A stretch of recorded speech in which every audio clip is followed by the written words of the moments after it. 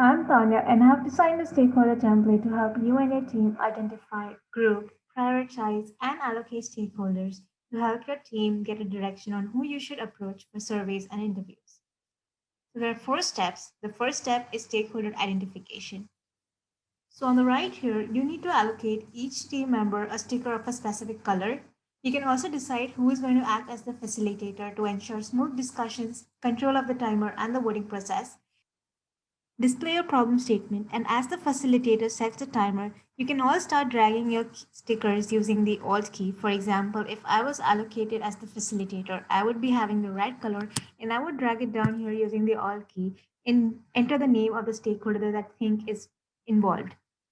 There are going to be a few overlaps in the stakeholders, but we will deal with that later.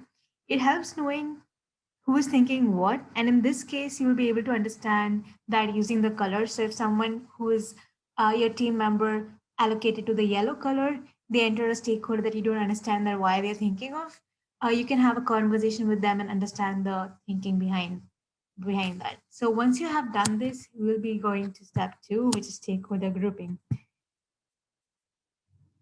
So here, for example, if you're working on a problem statement like maternity health during COVID, you're going to have a healthcare bucket, and you can have nurses, doctors, hospitals, gynecologists, all of them in that particular bucket.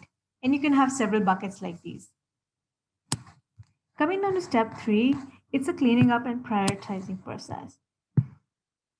In the first sprint, since there were a lot of overlaps, we are going to remove those redundant stakeholders and display a mutually exclusive, completely exhaustive list of stakeholders. Now, the facilitator can call for a voting session where everyone has 3 words to vote for the stakeholders with whom they think they should get in touch with ASAP to understand the solution and the problem.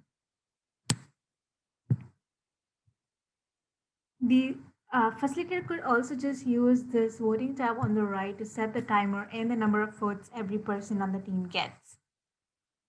Your most important stakeholders will usually be users, customers, and or investors. Step 4 is the final step in this process, which is stakeholder allocation. It is used for defining the personality of the stakeholder, discussing their goals, their pain points, and what are the barriers they are facing towards achieving their goals. This will help you identify what problems they are currently facing. In the lead section, the team will sit and decide who is going to take lead on which stakeholder.